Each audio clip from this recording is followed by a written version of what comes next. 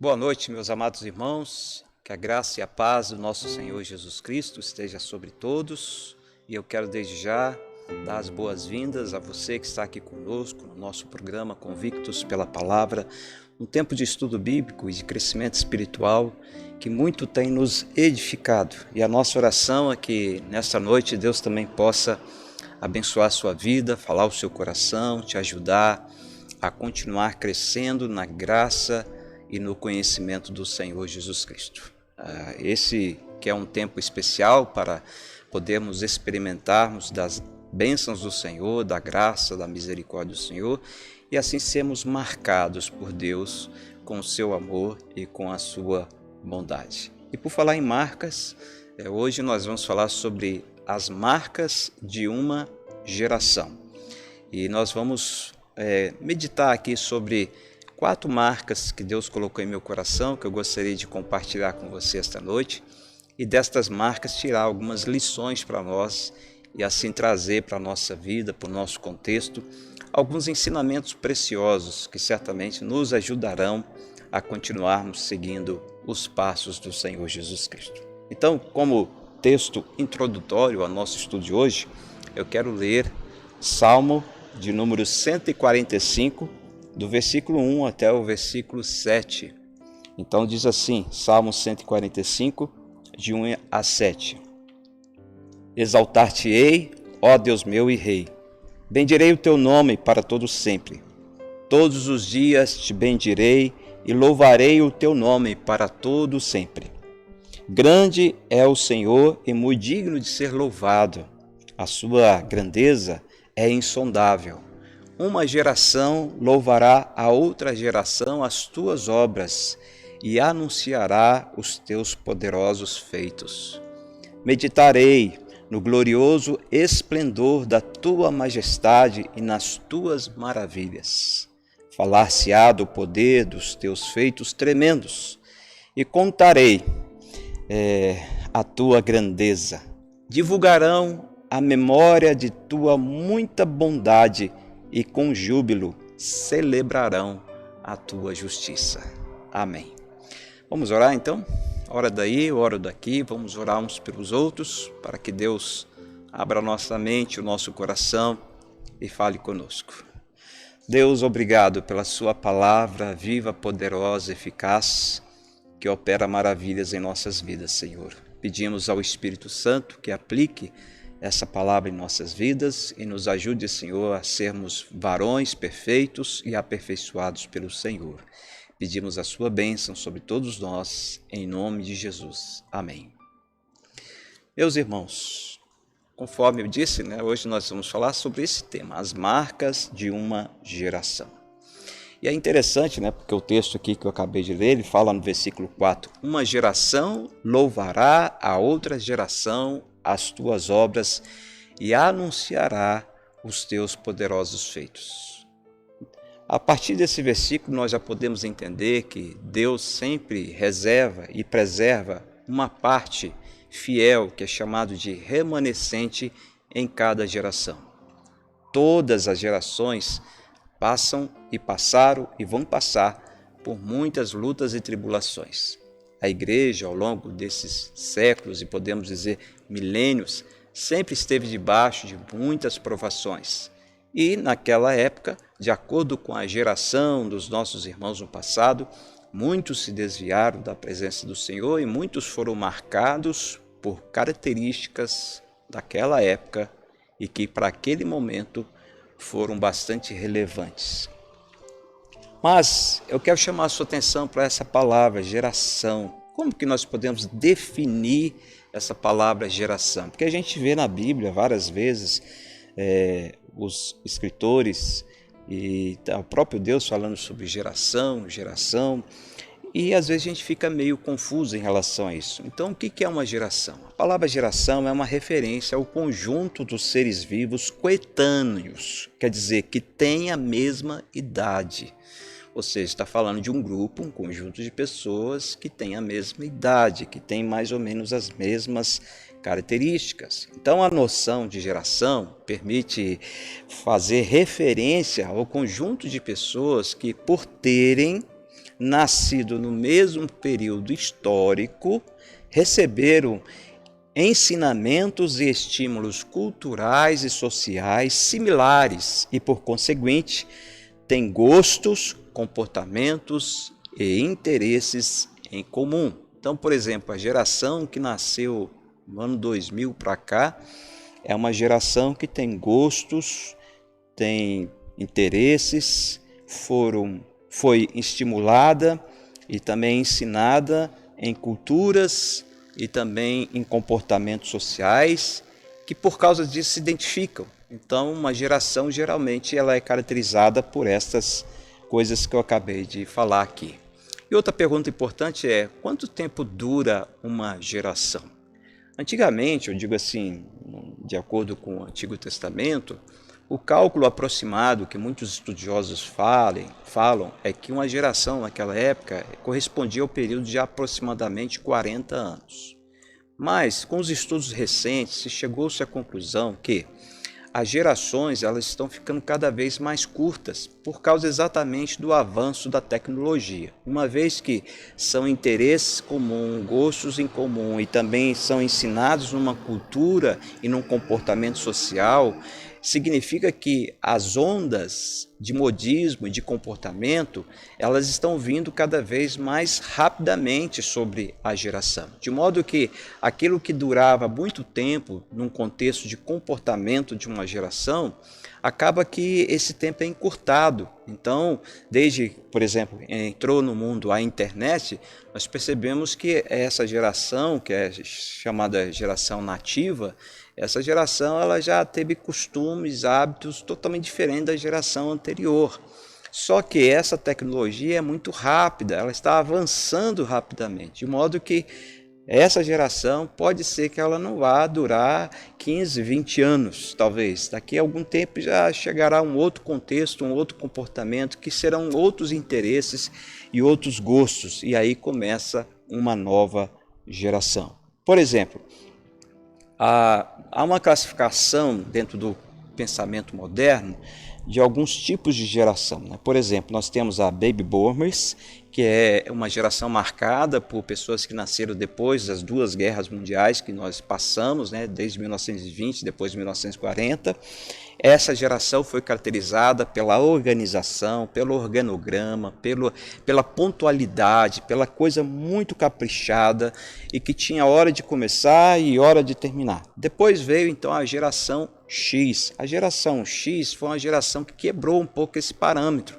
Uma geração mais tomada assim pela espontaneidade, pela liberdade de tempo e de local. Já não é aquela geração que vivia presa num escritório, por exemplo, gostava de trabalhar ao ar livre, de sair daquele local, de experimentar coisas novas, de provar do inesperado e gostava muito de improvisar também. Então essa geração X ela quebrou esse parâmetro da geração antiga.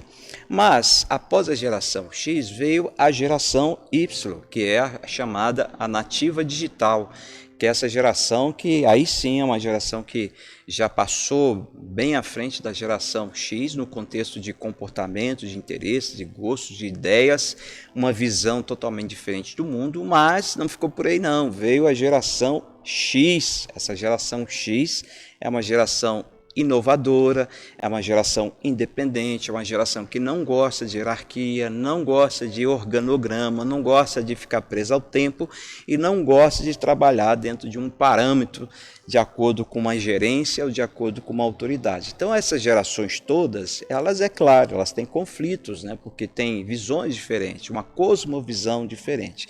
E quando nós trazemos isso para o campo espiritual, nós também percebemos por que em determinado tempo da história da igreja, os cristãos agiam de um jeito e hoje os cristãos agem de um jeito totalmente diferente.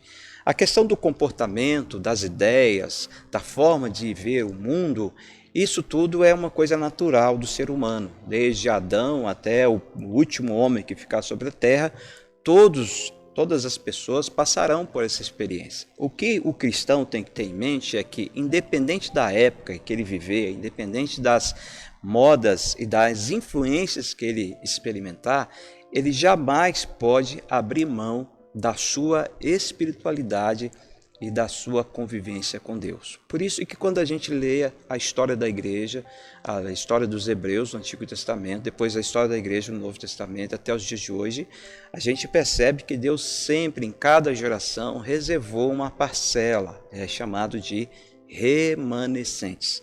Por isso que o autor do Salmo 145 fala: uma geração louvará a outra geração as suas obras. Ou seja, sempre haverá aquela parte fiel, aquela parte leal a Deus, que mesmo estando debaixo de uma característica da sua geração, não se deixou levar pelas coisas dessa época, mas preservou a sua espiritualidade e a sua comunhão com Deus. Então, quando a gente olha para a história do povo hebreu, do judeu e também dos cristãos, a gente percebe que algumas gerações foram marcadas por algumas características, ora positivas, mas nem sempre positivas. Também nós temos aquelas marcas negativas.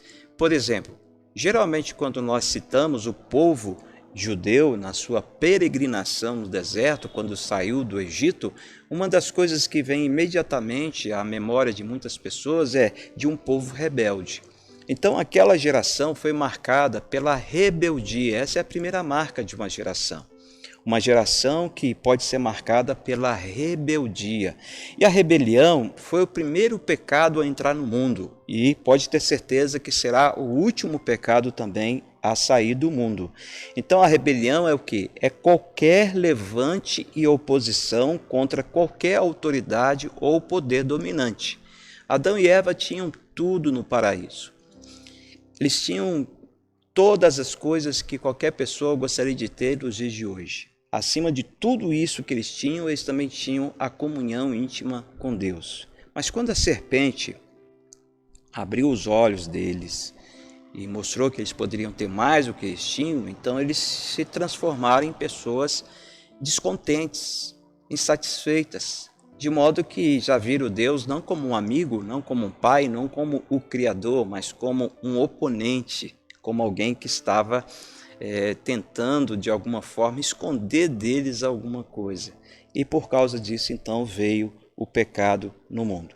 A Bíblia ela leva muito a sério essa questão da rebelião. A Bíblia fala da rebelião como se fosse um pecado de feitiçaria, uma atitude, um comportamento que realmente é repugnante aos olhos de Deus. A própria rebelião já mas quando ela é comparada ao pecado de feitiçaria, se torna ainda mais complicado. Por exemplo, 1 Samuel, capítulo 15, 23, todo o capítulo 15 fala do momento em que o rei Saul ele desobedeceu a Deus, se rebelou contra Deus e fez o que era mal aos olhos do Senhor. Então o profeta Samuel foi confrontá-lo e disse a ele o seguinte: porque a rebelião, Saul, é como o pecado de feitiçaria, e a obstinação é como a idolatria e culto a ídolos do lar.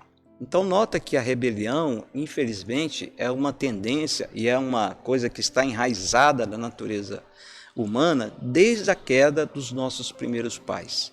E cada geração tem uma característica, tem um ponto nessa área da sua vida que acaba acentuando ainda mais. Por isso que eu citei o povo judeu, que quando a gente lembra do povo caminhando no deserto, a gente pensa nos inúmeros episódios de rebelião que o povo cometeu contra Deus. Não quer dizer que as outras gerações não também tiveram isso, mas essa ficou marcada, aquela, melhor, lá do passado, ficou marcada por causa desse comportamento pecaminoso. Então são muitos os registros de rebelião por parte do povo de Deus, a ponto de despertar a ira de Deus sobre o seu próprio povo. Por exemplo, Salmo 78, versículo 7 e versículo 8, na nova versão transformadora, eu vou ler aqui e você vai acompanhar aí na Ara. Diz assim: portanto, cada geração deve pôr sua esperança em Deus, não esquecer seus poderosos feitos e obedecer a seus mandamentos. Assim, não serão como seus antepassados, teimosos, rebeldes e infiéis, que se recusaram a confiar em Deus de todo o seu coração. Então nota que a palavra de Deus deixa sempre claro, né, e transparente o comportamento humano ao longo da história. E Deus pegou pesado sim com o seu povo, porque é um povo amado por Deus, que foi escolhido por Deus dentre todas as nações, um povo por quem Deus luta todos os dias, preserva e guarda. Então Deus tem direito de disciplinar e corrigir o seu povo quando o seu povo anda pelo caminho da rebelião. Então essa é a primeira marca de uma geração. E no caso da geração daqueles que andaram pelo deserto, foi a marca da rebeldia. Mas há uma segunda marca também que a gente vê acontecendo muito ao longo dos anos e na vida de todas as pessoas, de alguma forma. É a marca da ingratidão. Há uma frase que diz assim: a única coisa que se pode esperar do ser humano é a ingratidão. E de fato, quando nós olhamos para nós mesmos, nós vemos que em determinados momentos da nossa vida nós também somos ingratos. Somos ingratos para com a esposa, ou para com o marido, para com os filhos, para com os amigos, para com aquelas pessoas que nos socorreram em tempos difíceis, que estenderam a sua mão, que nos ajudaram, que nos socorreram quando mais precisávamos e, no entanto, em determinados momentos demonstramos ingratidão.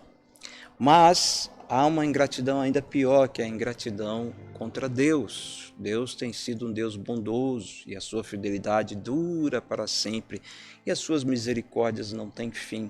E mesmo assim, muitas vezes nós esquecemos de agradecer a Deus ou propositadamente não agradecemos a Deus pelas muitas, inúmeras bênçãos que Ele tem derramado sobre nós.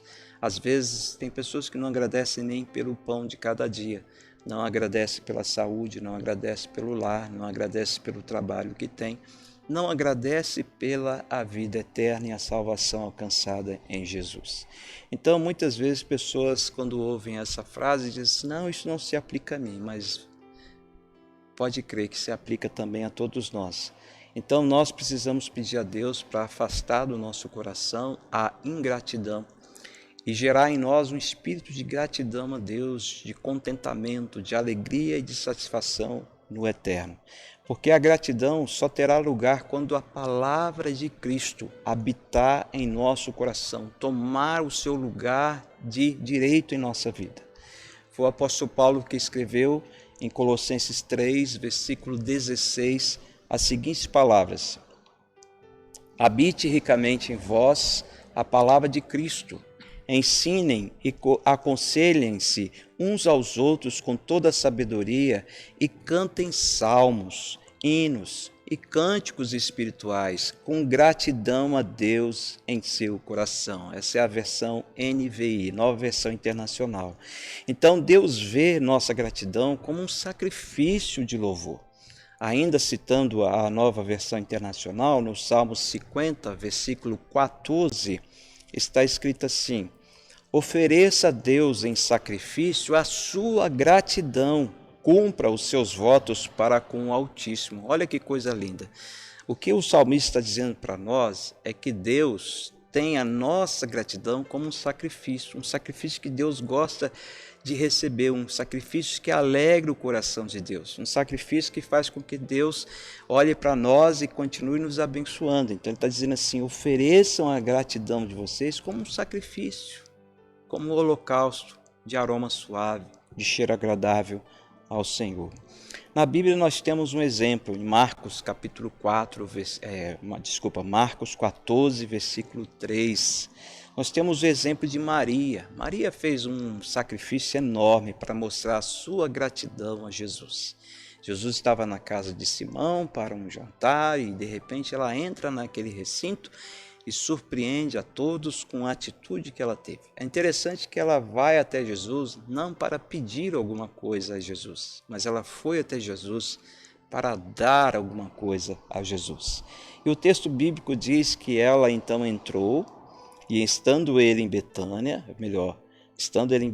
reclinado à mesa em casa de Simão, o leproso, veio uma mulher trazendo um vaso de alabastro com preciosíssimo perfume de nardo puro, e quebrando o alabastro, derramou o bálsamo sobre a cabeça de Jesus.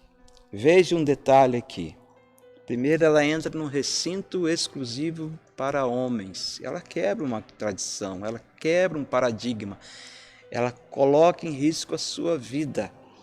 E mais, elas também quebram um vaso que já era por si só um vaso precioso, como está escrito aí, e dentro dele havia algo ainda mais precioso, que era um perfume de nardo puro, uma essência muito concentrada de um cheiro forte, mas gostoso ao mesmo tempo, e que tomou conta daquela casa. E eu acredito que Jesus ficou com aquele perfume por muitos dias. E ela fez isso como um gesto de gratidão a Deus, de louvor a Deus.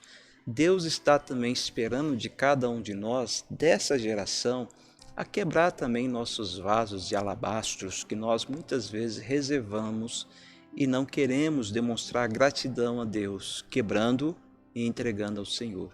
Talvez seja um comportamento, talvez seja uma atitude, talvez seja um pecado domesticado na nossa vida, que nós recusamos entregar tudo nas mãos de Deus e tentamos por nós mesmos resolver nossos problemas e não agradecemos a Deus porque Ele tem sido o nosso socorro em todo o tempo. Davi, ele fala no Salmo 119, versículo 113, na versão NVI: odeio os que são inconstantes aos olhos do Senhor, odeio aqueles que fazem coisas mas que não agradece a Deus por tudo que Ele faz para a sua vida. Você já agradeceu a Deus pela sua vida, pela sua saúde, pela sua família, pelo seu trabalho? Você já agradeceu a Deus por morar num país que ainda é um país livre para adorá-lo? Então pare e pense e coloque isso diante do Senhor. Então essa é a segunda marca de uma geração. A primeira é a rebeldia, que foi o caso dos judeus, que ficou muito forte na história deles. A segunda é a ingratidão, que infelizmente até hoje acontece. E a terceira marca é a inconstância. A inconstância. Paul Washer, que é um pregador muito conceituado, muito crente, ele disse certa vez o seguinte: não procure uma igreja perto da sua casa, mas procure uma igreja perto da Bíblia. E de fato, meus irmãos, esse é um conselho muito apropriado e muito urgente para os dias de hoje, porque há muitas igrejas e pseudos pastores e pregadores que estão falando exatamente aquilo que as pessoas querem ouvir. Está trazendo uma palavra para massagear o ego, para poder confortar o orgulho, para trazer massagem aos seus ouvidos e também para satisfazer seus caprichos e suas vontades mais íntimas. Há muitas pessoas que estão correndo atrás de pastores assim e de pregadores que falam exatamente o que a carne quer ouvir e o que o mundo aceita, mas há uma turma muito grande nos dias de hoje que vive numa inconstância muito grande, porque vivem pulando de igreja a igreja. É evidente que existem casos que são extremamente necessários você tomar uma atitude e romper com aquela igreja que você frequenta, até porque se ela estiver pregando heresia, você deve sair de lá. Se o comportamento da liderança for um comportamento imoral, você também deve sair de lá. Se você viu em outra igreja uma seriedade que prega Jesus Cristo como único Senhor e Salvador, crê em Deus, o nosso Pai, Criador de todas as coisas, no Espírito Santo, e tem a Bíblia como única regra de fé e de prática, então você deve procurar essa igreja e ali procurar crescer espiritualmente. Mas há muitos que, embora estejam em igrejas assim, como eu falei, igrejas bíblicas, fiéis, tementes a Deus, ainda são pessoas que muitas vezes querem ouvir coisas agradáveis. Mas a palavra de Deus, ela é maravilhosa e ela não é mágica, ela é poderosa. Então, para nos sarar, primeiro ela nos fere. Ela fere o nosso orgulho, ela fere a nossa vaidade, ela mostra o nosso pecado, ela desvenda os nossos segredos. E aí vem então Deus com a sua graça e com o Evangelho e nos cura através do sangue de Jesus Cristo. Mas nos dias de hoje há uma multidão correndo atrás de todo vento de doutrina. Estão correndo atrás aqueles que falam o que realmente seus corações querem ouvir. Então é muito importante lembrar isso, que a inconstância é a irmã gêmea da insatisfação. Por isso nós vemos tantas pessoas divorciadas. Aliás, há uma tendência muito grande a continuar desse jeito, e se a igreja não for zelosa, de daqui a uns dias acabar essa instituição chamada casamento e também família. Mas há pessoas que trocam de esposas muito facilmente, há pessoas que trocam também de profissões muito facilmente, há pessoas que trocam de igrejas também muito facilmente, porque de repente naquela igreja ouviu e viu coisas que o seu ego, o seu orgulho foi ferido. Só que a pessoa saiu com o coração ferido, sem antes esperar a cura de Deus. Em Tiago capítulo 1, versículo 8, esse servo de Deus diz o seguinte: homem de ânimo dobre, inconstante em todos os seus caminhos. A palavra dobre aqui, ou dobre, significa mente dividida.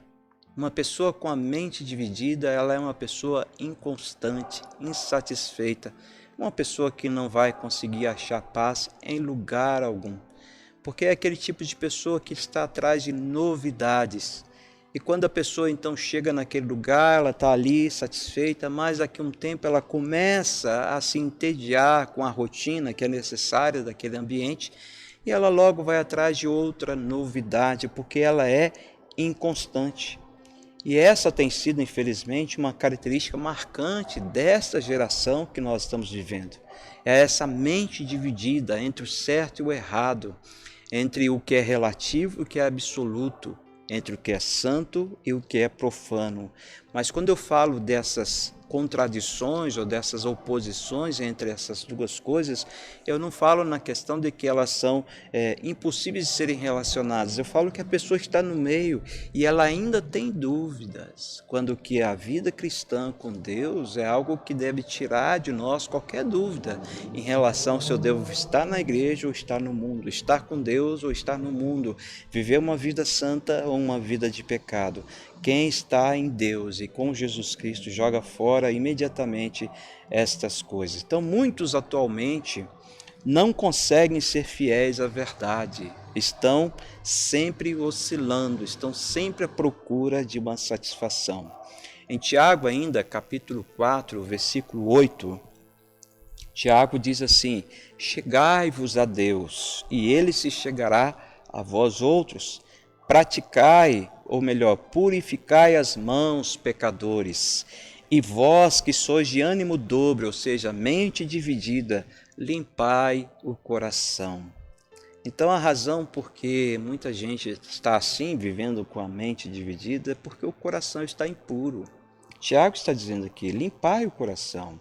E o Salmo, capítulo 1, versículo 4, o primeiro Salmo, versículo 4, revela que tais pessoas são como palhas secas, levadas pelo vento. Vão atrás de todo tipo de vento. E nesse caso aqui, são levadas por qualquer vento de doutrina, como disse Paulo aos Efésios, capítulo 4, versículo 14, quando ele fala assim: para que não mais sejais como meninos, agitados de um lado para o outro e levados ao redor por todo vento de doutrina, pela artimanha dos homens, pela astúcia com que induzem ao erro. Paulo está escrevendo aqui dentro de um contexto em que ele está ensinando a importância, a necessidade, a possibilidade de nós sermos maduros espiritualmente. Então, a maturidade espiritual é muito importante para que nós não venhamos ser levados como meninos, agitados, correndo de um lado ao outro, atrás de todo vento de doutrina.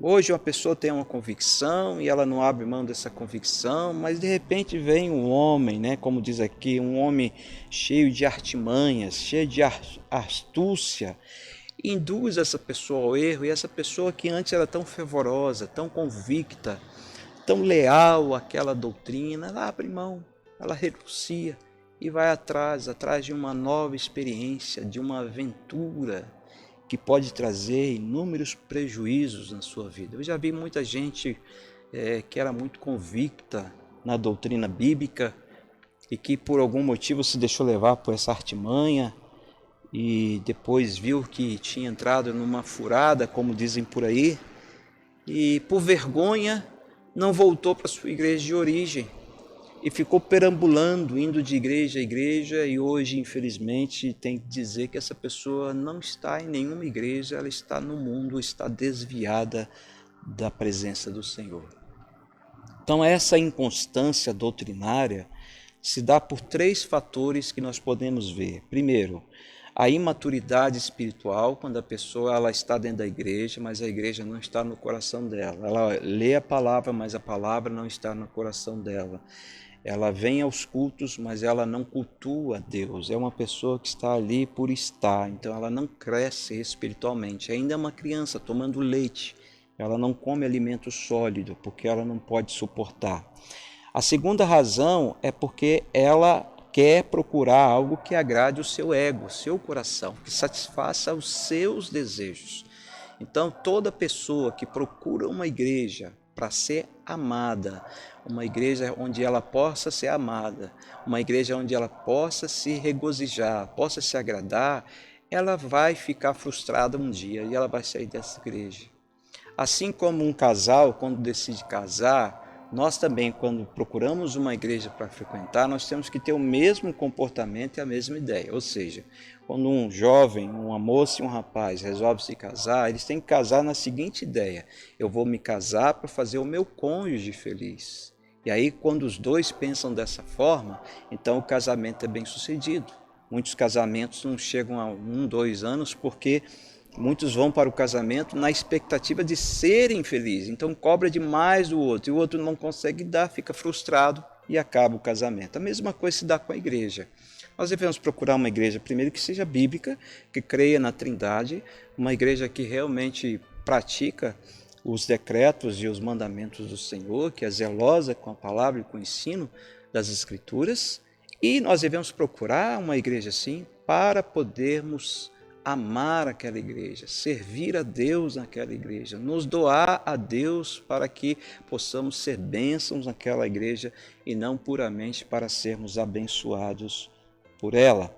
Então, veja que nesse caso é a razão porque muitas pessoas acabam se desviando dos caminhos do Senhor, porque é uma pessoa inconstante. Ela não tem raízes, ela é como uma palha lançada pelo vento. Então nós vimos até aqui que as marcas de uma geração pode ser a rebeldia. Nós vimos que a rebeldia é um pecado terrível. Nós vimos que a ingratidão.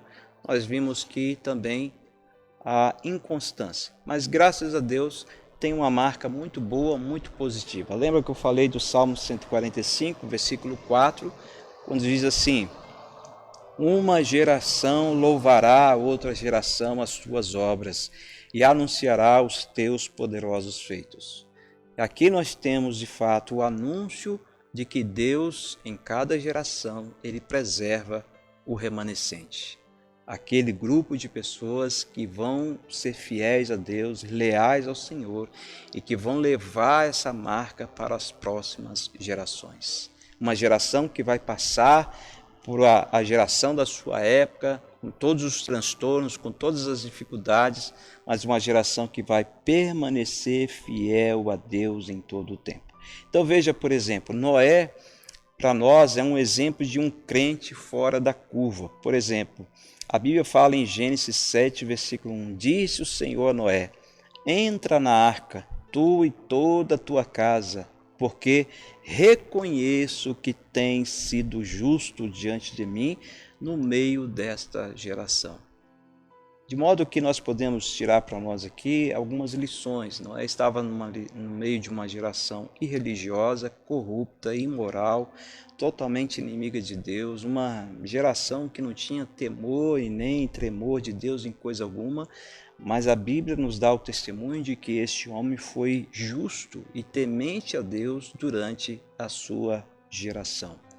Então, os que têm o privilégio de viver nessa geração precisa trazer isso para a sua mente, para a sua vida, de que, embora você esteja debaixo de muitas pressões, muitas mudanças de comportamentos, ideias e pensamentos, e até de interpretações, você deve pedir a Deus para te ajudar a permanecer justo, leal e fiel diante de Deus, para que na próxima geração, a próxima geração possa usufruir daquilo que você plantou na geração atual.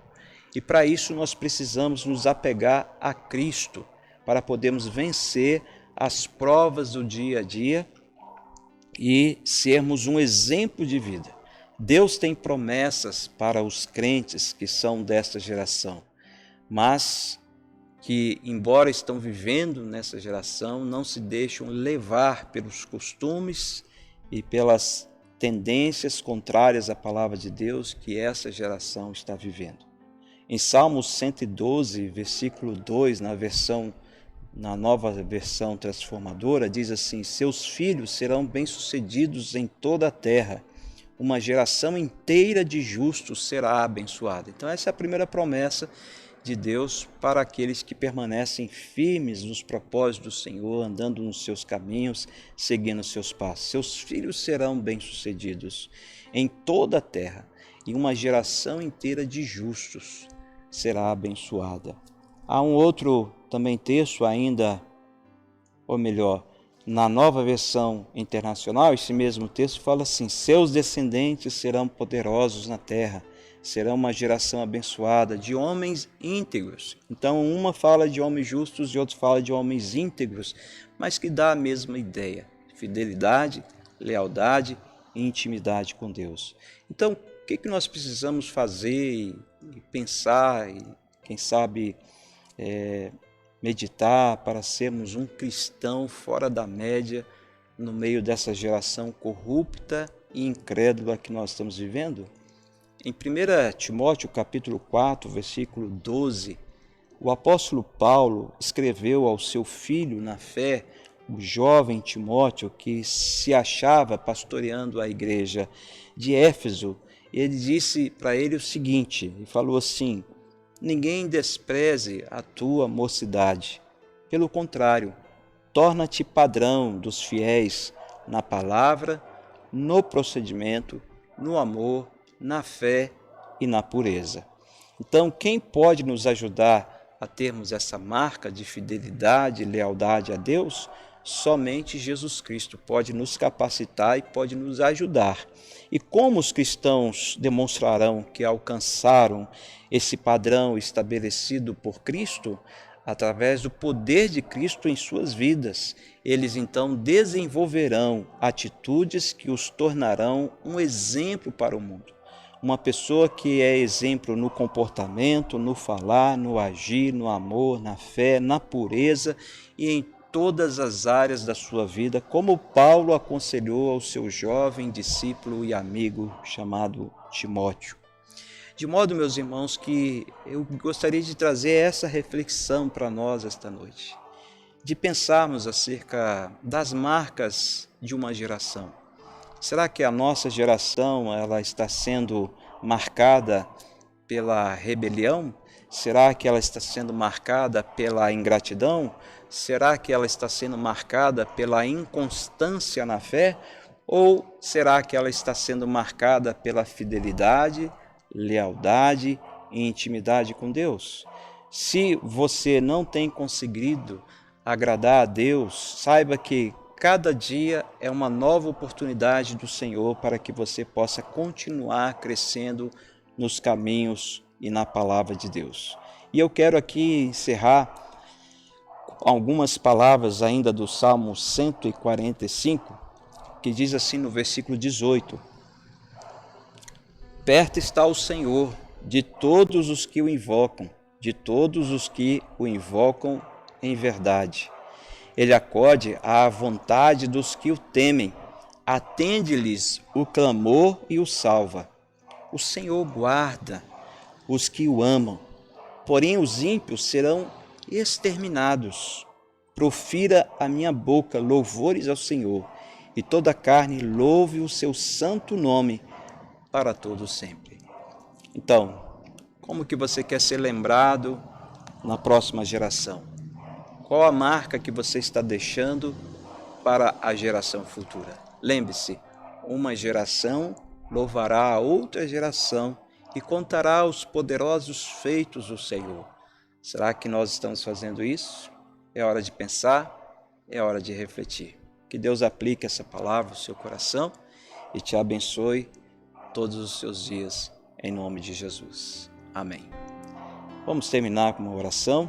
Eu quero orar pela sua vida e orar por todos nós. Ó Pai, muito obrigado porque o Senhor tem sido fiel, zeloso, bondoso e tem nos guardado de todo mal, Pai. Ajuda-nos a nos desviar, sim, do caminho do pecado e ajuda-nos a sermos fiéis a Ti, leais ao Senhor. Que a nossa geração, Senhor, possa ser uma geração de adoradores, uma geração, Senhor, de pessoas íntimas de Ti, Pai, na fé, na conduta, na Sua palavra, na comunhão, em todos os momentos da sua vida, Pai. Abençoe todos nós, abençoe a sua igreja, esteja com aqueles que porventura, Senhor, carregam algum fardo em suas vidas, que o Senhor os alivie, que o Senhor dê perdão, paz, restaura, Senhor, a alegria da salvação no coração daqueles que porventura, de alguma forma, se desviaram dos seus caminhos, ó Deus, e assim abandonaram a fé. Que o Senhor os traga de volta, Senhor, para o aprisco, e que sejam servos e servas do Senhor renovados, renovadas em nome de Jesus. Sê conosco, Pai, portanto, em todos os dias da nossa vida, nos ajudando a deixar uma marca poderosa para a geração futura. É o que nós pedimos, no nome de Jesus. Amém. Que Deus abençoe, até o próximo. Fiquem todos na paz do Senhor. Se você está aqui nos visitando, seja bem-vindo. E eu quero estender um convite para você e sua família. Todo domingo nós temos a Escola Bíblica Dominical às 9 horas da manhã. É um tempo de aprendizado. É um tempo em que nós aprendemos mais a palavra de Deus. E à noite nós temos às 19 horas o culto de louvor e adoração. E você é nosso convidado. Quanto ao mais, fique na paz. Deus abençoe. Até a próxima oportunidade.